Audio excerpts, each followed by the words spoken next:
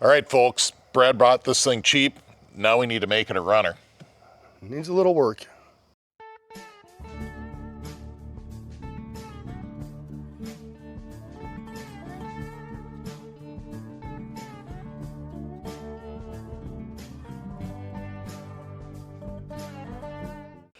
All right, so this thing sat in a neighbor's yard, and they're getting ready to move, so Brad picked it up real cheap, and it's been sitting for a long time. So here's the basic plan. This is the stuff everybody should do. If you're a young guy watching this and you just bought a sled that's been sitting in the woods or something, assuming it's at least this good a shape, here's what you need to do. Number one, we're going to do the crank seals and pressure check it. I know some people don't always do the crank seals, but I don't consider that optional. We don't know if this thing's had ethanol gas in it or what. They could be rotten. We're going to show you. It's not too bad. You may not want to build the pressure checker, but still, even to change the crank seals is a pretty easy job. We got to clean out the fuel system, clean the carbs, clink, I don't know. It's so early in the morning right now. Early. And then we're going to drop the skid out, grease all the shafts, make sure all the bearings are good, and we're probably going to drop out the chain case, jack shaft, drive shaft at that point once it's out.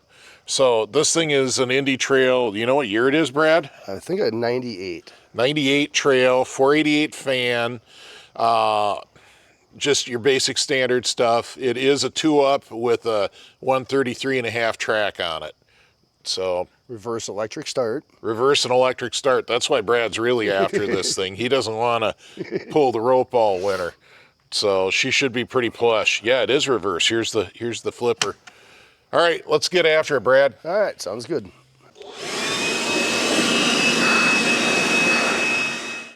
All right, quick walkthrough here. We got some debris down there in the bottom. We'll pressure wash it, but this is the nice thing about these Evolves. The side panels come off, and they make everything real nice for service. Not too much corrosion on the clutches. I got some hope there. We can avoid spending that money. There's your electric start. The carbs aren't too corroded. No worse than a lot. Oh boy, this is a bad sign.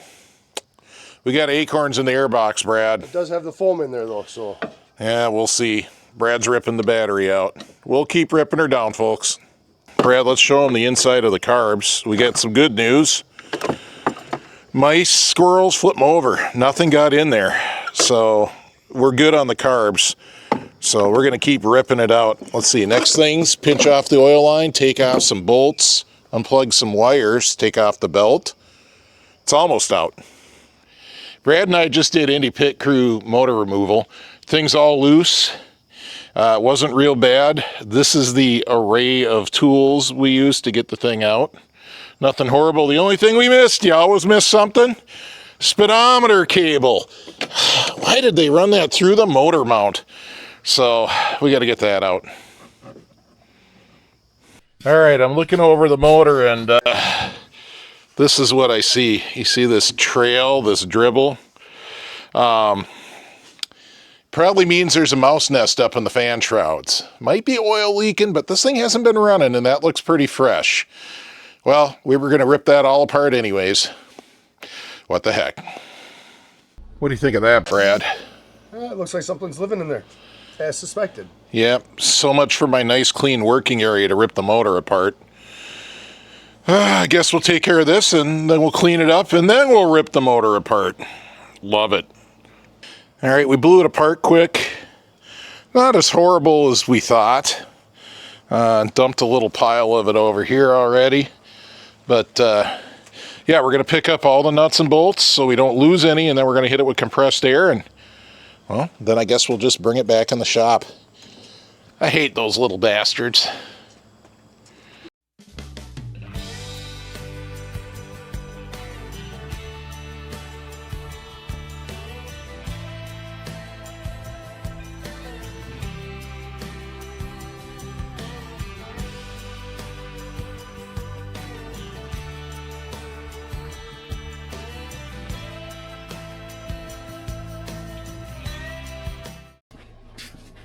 So, all you people that wonder why I do crank seals, Holy cow.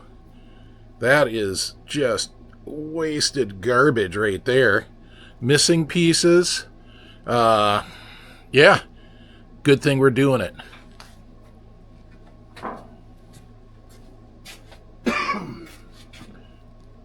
Usually the PTO side is much worse than the mag. Oh no, the mag is wasted too. Look at this. That's like melted seal. There's a big chunk missing there. I mean, this thing's just wasted. This is why you change your crank seals, people. All right, let's see how the bearings feel. I don't know how I'm gonna. Oh, that's actually super smooth. That's really good. So I'm actually pressing down hard on the bearings to see if there's any notchiness. Nothing. Well, these are good, and they're nice and oily. Yeah, we're going with that. I don't know what else to say. The crank's good. Well, I didn't check the rod bearings. We're gonna roll the dice. I'd say so. I mean, it's just a 488 fan. All right, we're gonna stop the camera and clean up the mating surfaces and find some new seals, and we'll bring you back in a bit.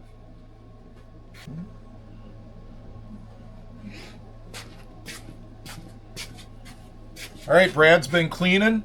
He got this nice and clean. I got my 1184 3-bond. If you want to use something else, go ahead and use it. I don't care. But we're going to seal her up. New seals are in. I greased the lips. Always grease the lips on new seals. And good to go. Ooh, she is flowing out of here right now.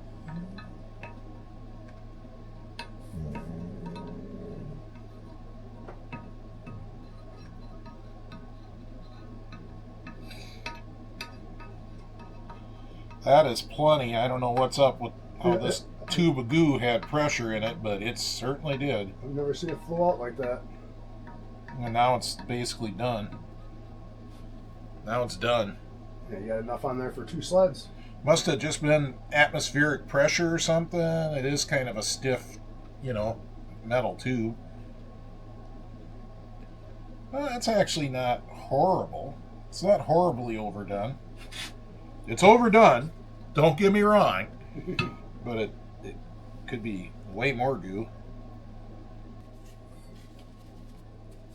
All right, I'll wear that sealer on my finger for a few days, because that's how it happens. And all I do is I roll this over to mesh the oil pump. She's meshed. Sealed. Now we got to torque it.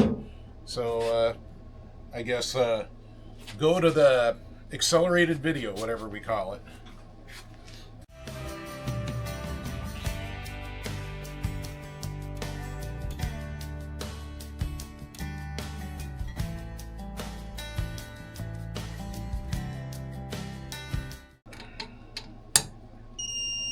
All right. Well, I think we got some pressure washing to do now. You got to wash off those tins and wash out the belly pan and all that good stuff. So I will never make you watch pressure washing. Well, maybe for like 10 seconds. Really no change in here on the table. Motor's still sitting there. Sealant is drying. Out here, on the other hand, things have been happening. Pressure washed this sled. Take a look at earlier video. Go back and look at how filthy this belly pan was. Look at how much dirt was on the skis. That's how far in the ground this thing was sunk. So we did a pretty good effort there, pressure washing her. I did blast out the track, but it looks like there's still some leaves and crap in there and whatever. We'll deal with that when we get there. But looking better here on this sled. Shut the hood for a second. Yeah, it really didn't improve the appearance of the hood. That paint is still peeling. Then let me walk you around. You can probably see there's just piles of acorns and piles of dirt on the ground from washing this, and tons of leaves that got blown out from under the skid. So she was filthy. And then while we were pressure washing, we washed off the engine tins. We pressure washed those to get the mouse crap out of it. Little bastards. So I guess it's time to clean the carbs. Clean the carbs, everybody. Let's get these carbs cleaned.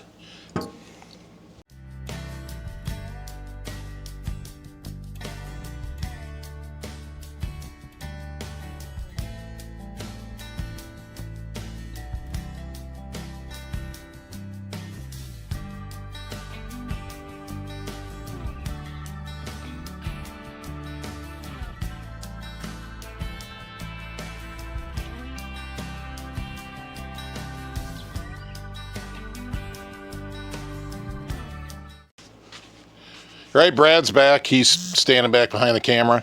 Carbs are out of the ultrasonic, and they cleaned up pretty good. The one with all the gunk, can't really tell which body it was. There's maybe just a little staining in the bowl. All the brass stuff is pretty good looking. So I'm just going to build up some carbs. I always like to blow through the pilots, make sure they're clear. Yeah. I could see through this one,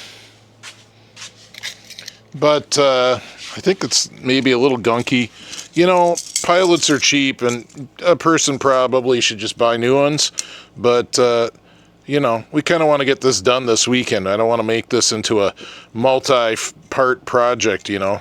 I don't want to have it be like a 5-part. So we're going to do the old welding tip cleaner. If I can separate out the thinnest one from the herd here. There we go. So these things are kind of, they got some grooves on them. They're kind of like a little file. And they're for cleaning welding torch tips or cutting torch tips. They work good. There it is.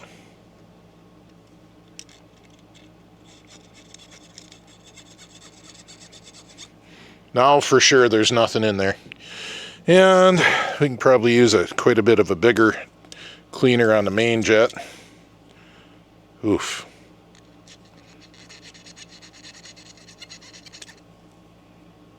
Nice. Still kind of stained on the end, but stain doesn't block the flow. You can see I'm just giving them just a real quick little rub on here. I'm not changing the size or removing any metal, but if there's any crud or anything, it'll take care of that. Looks pretty good on the seats. They look real good. All right.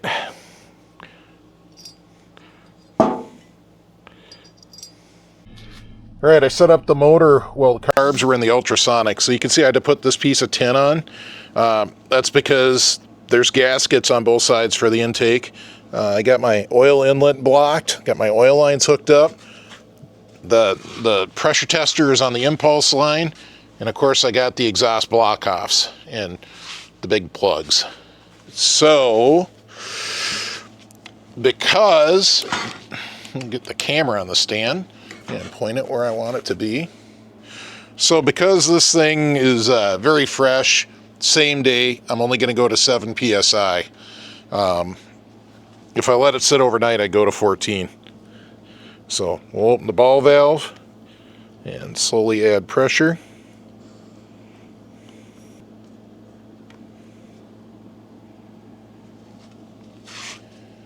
Oh, look at that thing leak down. This sucks. Oh, I hate it when they do that. 15 seconds, it's lost a pound already. All right, we'll get out the Windex and start spraying. All right, I made up some actual soap and water. We're sitting at 7 PSI with the valve open, so we'll just start spraying her down. Sometimes they leak around the spark plugs. You always hope it's not like a base gasket or something, because then you're all the way back into the whole motor.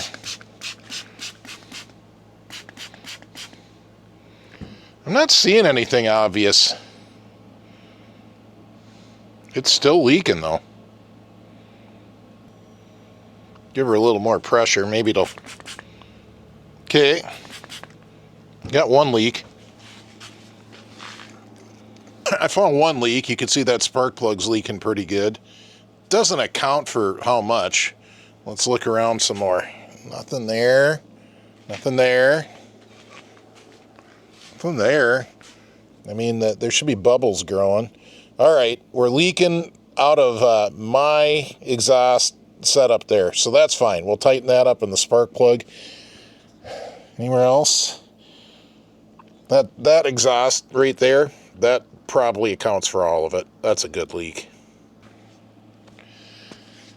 All right, so here's what happened. I left the exhaust gaskets on the motor, and then I just threw my block off plate over the top of them, and that's apparently no bueno.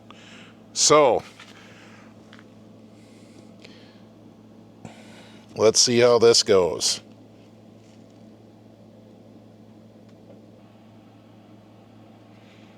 There we go. I don't think the needle has moved even a little bit. So this one's a pass. My bad on that. Motor's done. She's all together. I've shown you guys that so many times, and I decided to just get after it and do it. So good enough for now. Now for the fun part. Dragging in the other half. Dragging in the dead chassis. At least it's lighter. All right, so we're kicking butt today. It's what time do you think it is, Brad? 2:30. 4:19. We got the motor done. The next thing we got to do is get the seat off, because unfortunately the gas tank is built into the seat and it is full of the kind of varnish that I think would do bad things if it started to go through the fuel system into the motor. Bad. So we got to get that out, get the gas tank cleaned out. Then we're going to drop out the skid and do jack shaft, drive shaft bearings. That's it. That's all we got planned for this thing. It's Saturday. Hopefully within 24 hours, we're ripping up my lawn with this thing, giving it a test run. I don't know about ripping up the lawn. Well, it'll move under its own power. It's got 6-inch carbides. It should at least be leaving 2 carbide tracks across the lawn. Yes. So, all right, we're going to get after it. Well, it was clean. We pressure washed it. Now it looks like we got to pressure wash it again. That was all under the seat. We'll just wipe it up and sweep it away when it's dry. Skid's coming out just like you'd think. The front didn't drop like we wanted it to. There we go. Just grab your handy trailer tie down and knock the front out. And now we're going to wrestle it out. And then we're probably going to pressure wash the skid again before we work on it. Maybe we'll wait. We'll get the track out and pressure wash that. Hell, maybe we'll drag the whole tunnel outside. You got her, Brad? Yeah, it started to.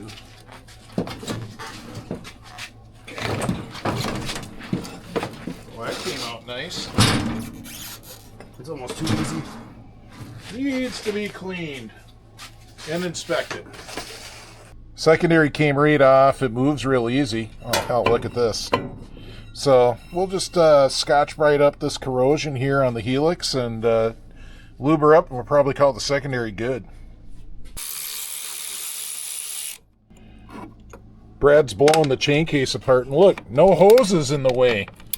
This is kind of unusual. The reverse idler shaft backed out with the bolt. No biggie. We'll just clean it up and Loctite it in place when we're putting this thing back together. Another thing to fix. This is locked. The fork, the pickle fork, Brad calls it, the shift forks for reverse. They're stuck. Stuck. But we'll fix it. We can fix anything. Look at those blue pads. Wonder what's up with that. We're busting the chain case off. Only got one bolt left, and then we got some bolts over there. And pretty quick we'll have the track, drive shaft, jack shaft all out. Well, no matter how good you clean, you always find this underneath the chain case. It just happens. Brad, how's it going over there? Good, clean. Yeah? Yep. Is that bearing gonna come off? I don't see why we would need to. Well, we have to take it off to get the track out. Yep. I'm hearing a little noise in it. Boy. You know what? We'll get it off the easy way. We're going to take cutoff wheel, make 2 cuts 180 degrees apart on that race. Then we'll take the bearing to the press.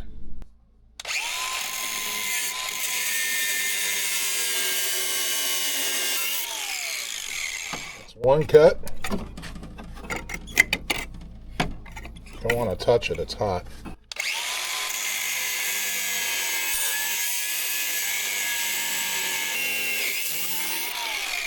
There we go. It'll come out now.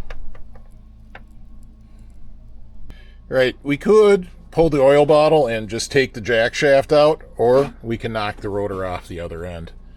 I'm gonna knock the rotor off. I'm not even gonna disturb the oil bottle. We'll be right back. All right, all that's holding the rotor on is this ring, and it's a light press fit.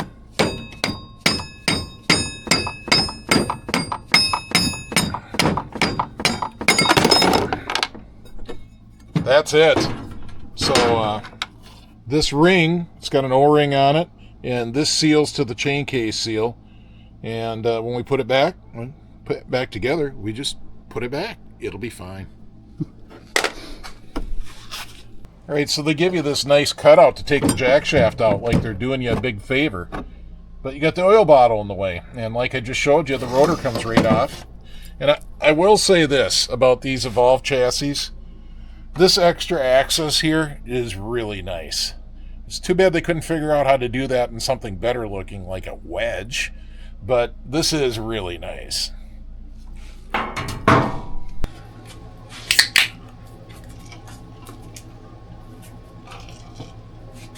All right, it's 10 after 5.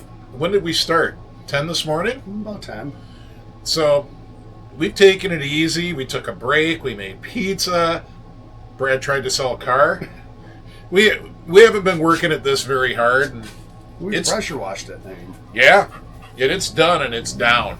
So it may get another pressure washing. It's not up to my standards now that it's torn apart, even for a crap sled. But with that said, I mean, the next thing we're going to do is start reassembling jack shaft bearings, drive shaft bearings, track in, few bearings on the skid, and put the skid in and drop the motor in. The worst part we got ahead of us is cleaning out the gas tank. It is a varnishy mess. So that's it. The junkyard does not have one of those laying around. The junkyard will not provide us a clean gas tank. And even if it did, it wouldn't have a 2-up seat on it. So we'll get back to that tomorrow. Well, it's Sunday morning. I'm out here by myself, but I want to get this thing done. So let's just get after it. Well, step number 1 is to clean out the chain case and change these bearings. She's kind of gross. Let's give her a good wipe down. The worst part of it is down here at the bottom. I think I'm going to pull this. The gasket's glued on pretty good. Normally I just pull the gasket off to make it easier to get down in here. We got some gunk down in there. Now we're at the point where I got to deal with this shaft, which should have stayed in the other half of the case. So if you look at it close, you can see where the bearings run. And right in the middle here, no bearings run. So we can grip that with a vice grip. And I will tell you that later shafts actually have 2 flats in that area. So you're just fine. Just knock any burrs off when you're done. But the bearings run out here and down here. So I guess I'll fix that next. All right, so this shaft has 2 distinctly different ends. The tapered end goes to the outside because that seals on an O-ring in the outer case. So the flat end goes to this case. And I've actually got oil and grease resistant Loctite. There is such a thing. It's great. Recommend you always use it because there's always oil, even if you think there's not.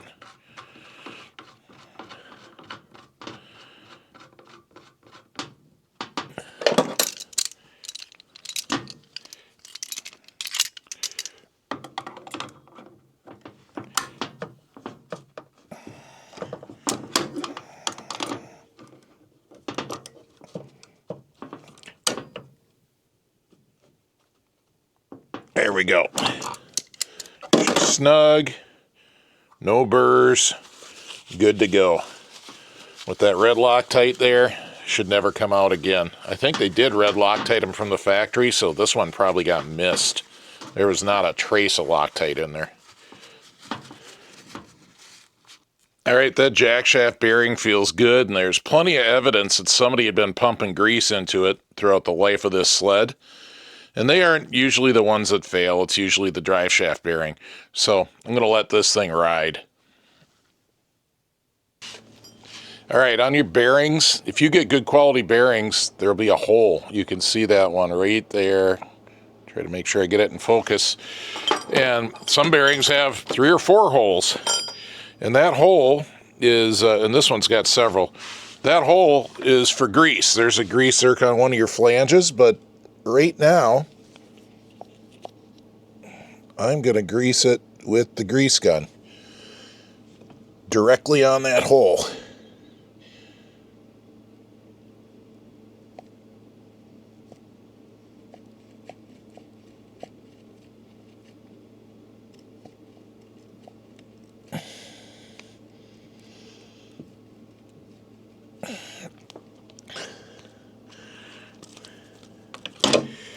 And there we go.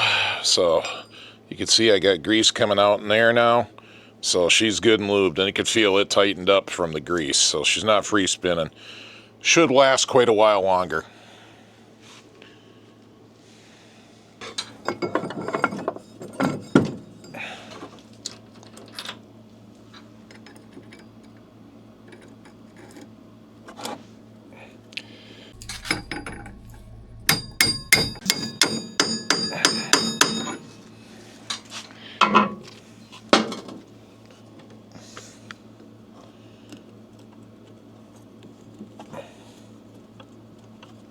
All right, I got this really awful bolt right here on the bottom.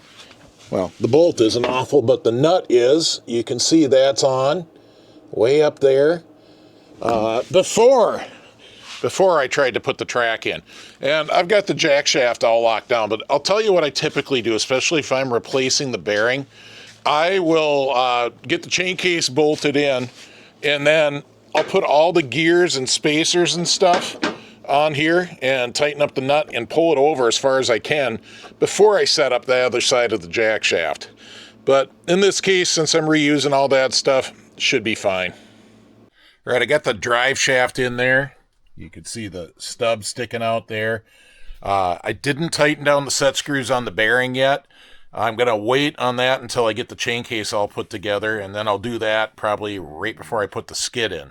So I guess the next thing I got to do is clean up some chain case parts. Oh yeah, unstick the shift lever. Oh, that'll be great. All right, let's get to building up all these reverse parts. So the first thing, there's that big washer. Put that on right away so you don't forget it. There's also a thrust washer on here. Just do those right away. So the next thing I do is I'll hang the inside gear. And if you're wondering how to tell the difference from the inside gear to the outside gear, you got to look at the tooth profile and the thickness to a certain extent. But this gear, the tooth profile looks like this gear or the bottom gear. This one looks like the outer reverse gear profile. It's got more of an involute to it. So pay attention to that. Don't get them reversed. I usually hang that one out, way out like that. And then I will set my gear into the chain. Get this meshed and slip it on up here. And on this case, I have tons of slack. Now, on a triple with a big top gear, well, you may have to slide all 3 on at once. It gets a little more difficult that way, but it can be done. All right, there's our lower gear, or our lower sleeve. This is the lower gear. That dog part goes in, this groove for the shift fork goes out.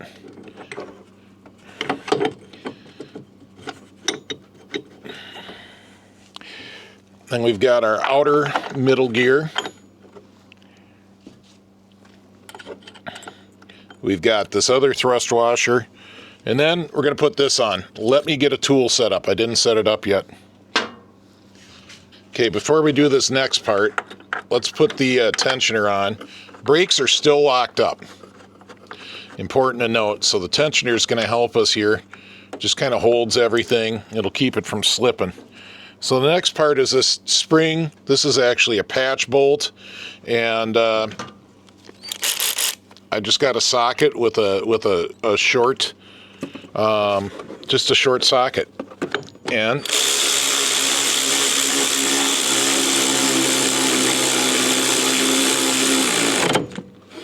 just that simple. And there you heard it click into reverse.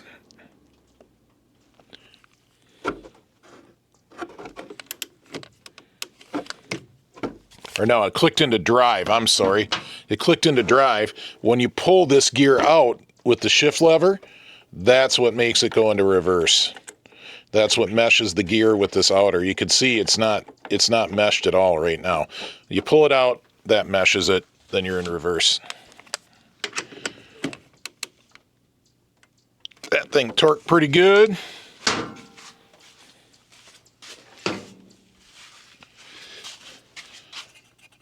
Outer cover. I'm going to blow this out. It's still dripping brake clean out of it. All right, the outer cover, just kind of swing the shift fork out, and I got to peek in here because you got to mesh it with that groove, and that's it.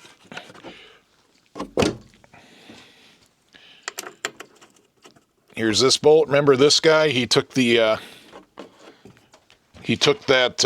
shaft out with him. Doesn't really matter now if you do that first or the cover bolts.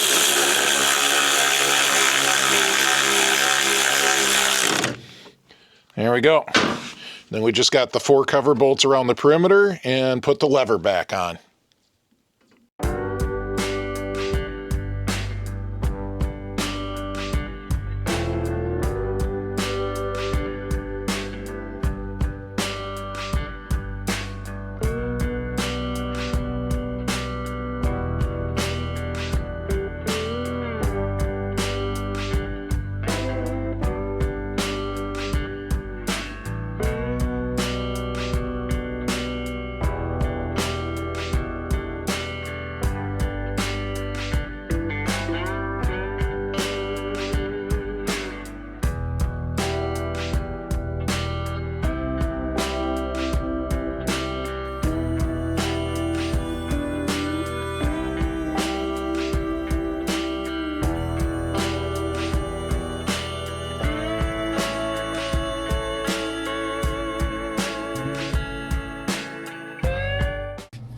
Right, so things went pretty good on the skid here, and I know you're thinking, Nutter, you'll have this thing done in an hour. It's like 1 in the afternoon. You'd think I'd be riding the sled by 2, but no. There's still that stinky gas tank out there I got to deal with. But I'm saving the worst for last. I probably shouldn't. Should probably get that done, but I'm going to get the skid in, I'm going to get the motor in, then we'll deal with the stink. So here's how I'm handling this nasty gas tank. You can see, obviously, the whole thing's off the sled. It's a one-piece unit. This is a vacuum extractor, and I don't know what to tell you other than it's super noisy and it doesn't suck very well. It sucks that it doesn't suck good. But it's working, and I'm going to swish some fresh gas in there and then have a look inside, and hopefully it's clean enough.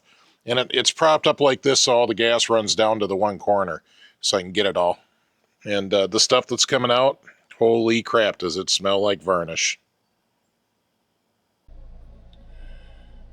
This is always bad when you see this. Where did that pickup line go? It'll still be in here, but I didn't really hear it rattling around.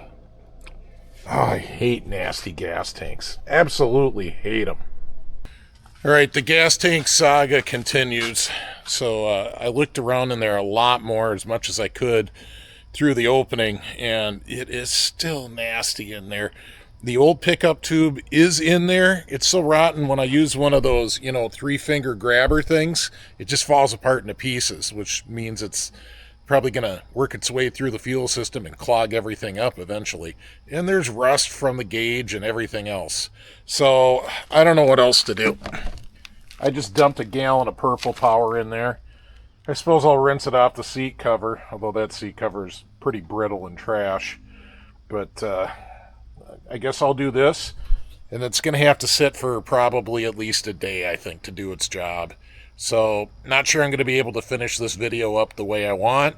Maybe. We'll see. Well, it's 5 o'clock Sunday, and I'm calling it quits. I worked on this 2 full days, and a huge thanks to Brad for really helping me for a full day yesterday, too. A lot of progress is made, but that stinky gas tank is winning the battle right now. I hate stinky gas tanks. Anyways, we'll be back with this sled once that gas tank's cleaned out. We'll button her up, and we'll do some test hits. Future video. So for right now, I just want to say thanks to the patrons. If you don't know, we do our membership offsite on Patreon. It's really about the same thing as a YouTube membership, except it's got better terms for the creator. That's me.